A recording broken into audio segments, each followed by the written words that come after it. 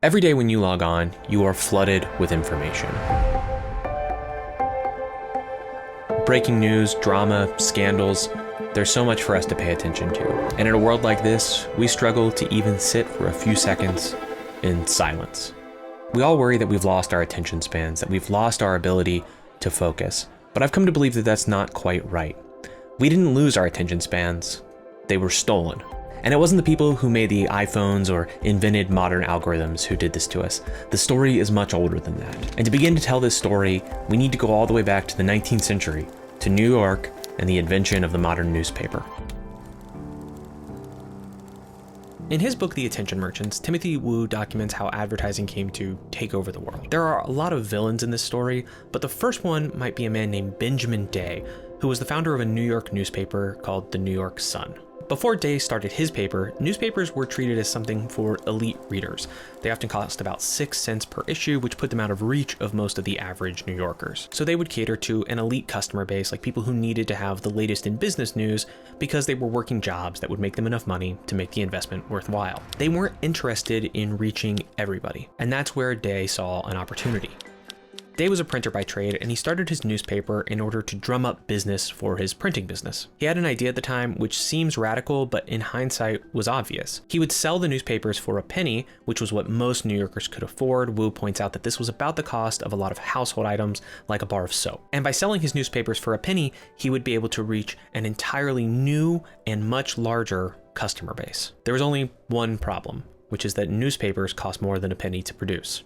He was going to lose money on every issue that he sold. To make up for this, Day decided that he was going to sell ads. Advertising wasn't entirely new, but he was the first one to make it a core part of his business model. So the penny that customers paid for their newspaper would offset the cost of production, but if he was going to make money, he would need to find advertisers and he would need to sell a lot of copies. His real business was selling his readers' attention to advertisers. There's a cliche that you used to hear on the internet a lot, which is that if you're not the customer, you're the product.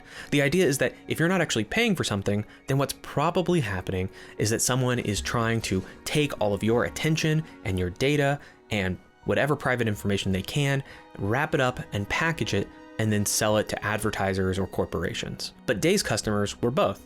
They paid for the newspaper. They actually purchased the product, but then their attention was sold to the highest bidder. We talk so much about fake and sensationalist news or clickbait, all these things that we like to complain about on the internet. But Day's story actually proves that none of this is new. As soon as we moved over to the ad model, we saw those problems. To make his business work, Day was going to need a massive readership. And how do you get more readers?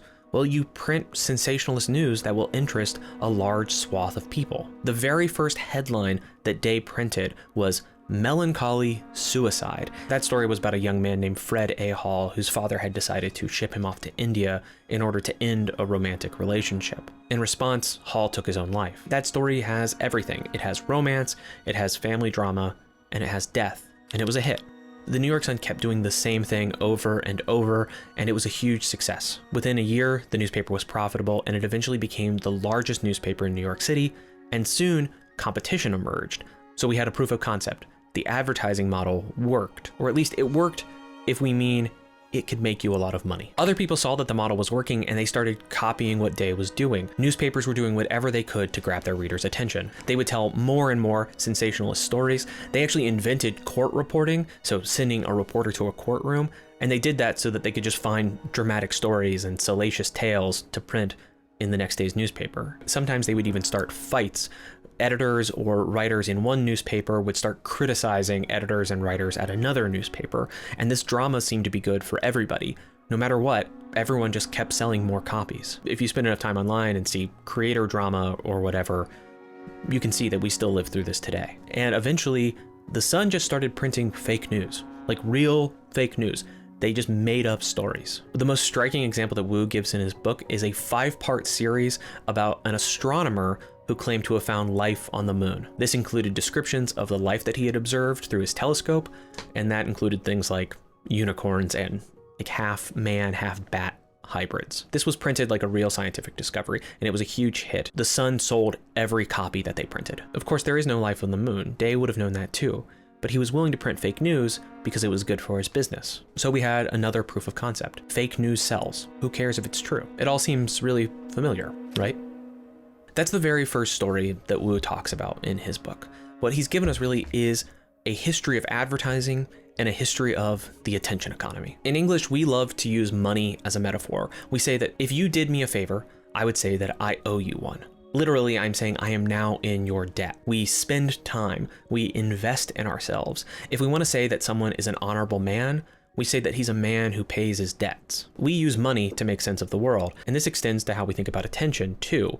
We say that we pay attention. Attention becomes a currency that we can spend, and we want to make sure that we're getting our money's worth. This is sort of an economic model of attention. We think of our attention as a finite resource, and corporations and media conglomerates and writers and even content creators, or maybe especially content creators, do whatever they can to extract that resource and use it for their own ends. Attention becomes a commodity. But as with everything that turns into a commodity, we eventually lose respect for it. This is why I think when people talk about attention online, it's always linked to productivity or deep work. They want to pay attention so that they can do more, so that they can make more money. And I think that misses the point, but we'll talk about that a little bit later. And now we talk about the attention economy, and people like Benjamin Day get very rich by stealing our attention. And we experience this on a whole new scale. The economic commentator Kyla Scanlon points out that the entire modern economy essentially runs on attention. And people are aware of this fact, and they do whatever they can to hijack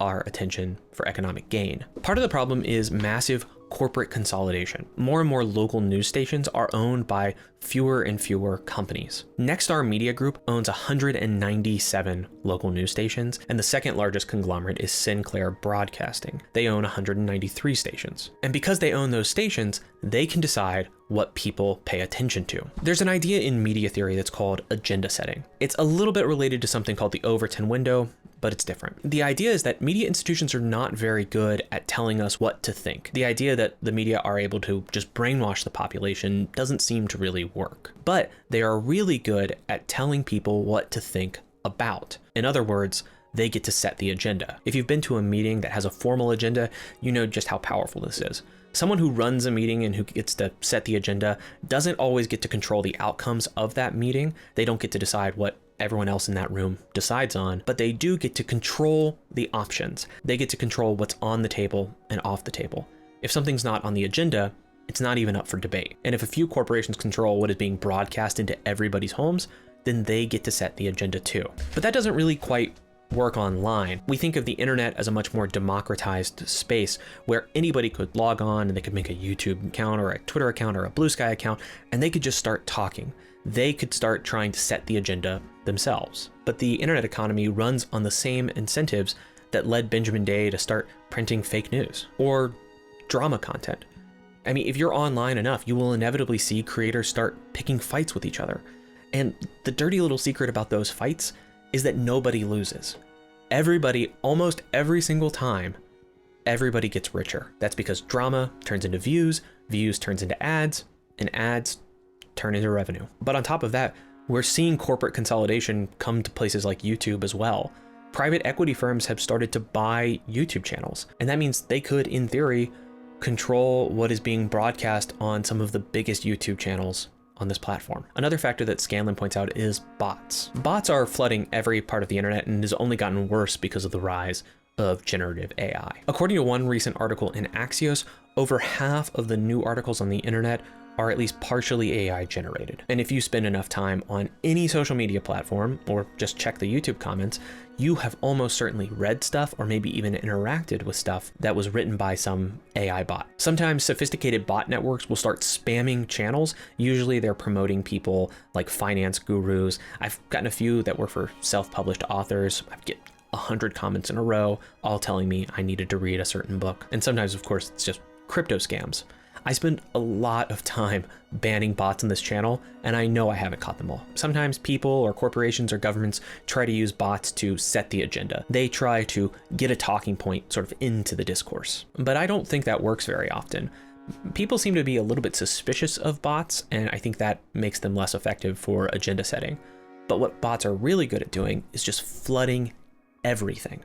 They can fill up any feed on any social media platform with tons of junk. And so while they're not deciding what exactly you're going to pay attention to, they can try to distract you from something they don't want you to pay attention to. And if there are enough bots and the algorithms are just right, they can get us to not pay attention to anything at all. In this case, it's someone trying to gain some kind of advantage because they want to keep you distracted. See, this is what I mean when I say that we didn't just lose our attention spans. They were stolen from us. George Orwell actually writes about this in 1984. There's a department in the Ministry of Truth that generates essentially mass-produced crap that the proles are going to read or consume or watch. And it doesn't really matter what the content is. They don't care about that. What they're just trying to do is keep the proles distracted enough and maybe just happy enough that they never have to worry about an uprising or a revolution. Governments try to do this.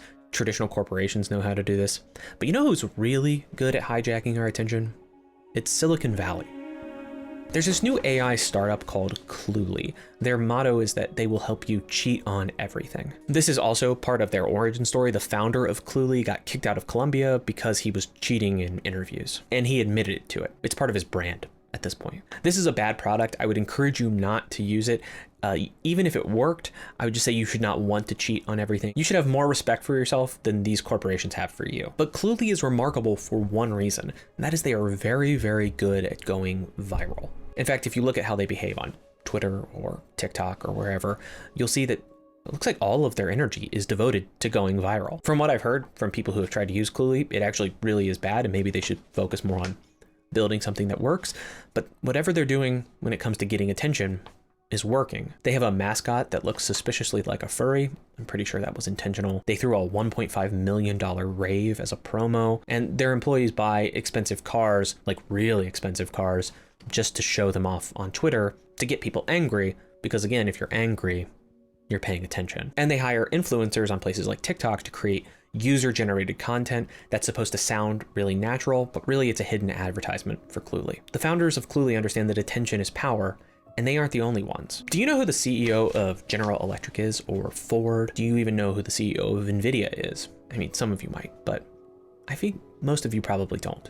But you do know that Elon Musk is the owner of Twitter and Tesla and SpaceX. You know who Sam Altman is because he's the CEO of OpenAI.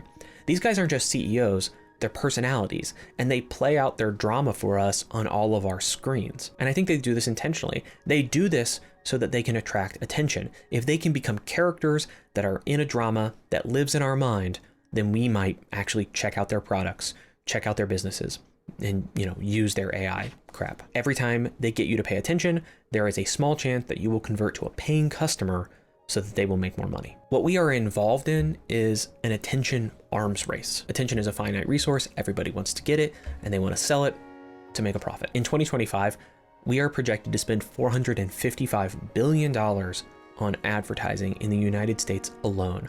That is 20 times larger than the budget for NASA. The amount of money that we spend to send rockets into space and to explore the universe is dwarfed by the amount of money that corporations spend to try and get your attention. Our city streets are filled with ads. Even the t-shirts we wear are ads.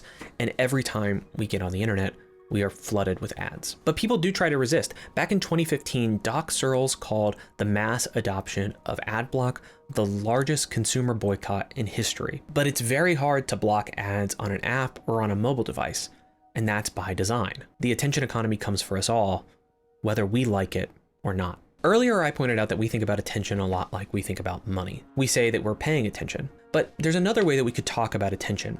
Instead of saying that we're paying attention, we could say that we're attending. That sounds a little old-fashioned, but I like that way of talking because attending has another meaning, a meaning that I think is related to attention.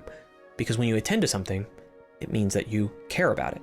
You're taking care of it. In the attention economy, everyone is trying to do their best to make you care about something. That's the whole point of advertising.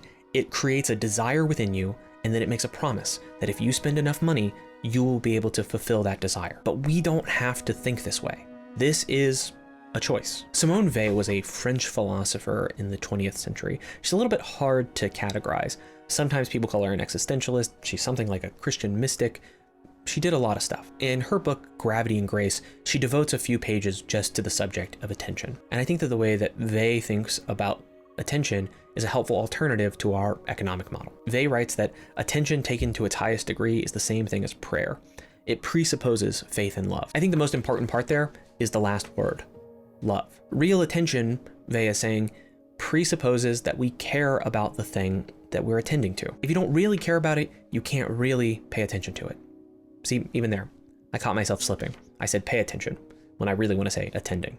I like that a lot because it means that when we get distracted by things throughout our day, when ads pop up on our phones or we get those notifications that we know we should ignore, we can say that we're not really paying attention.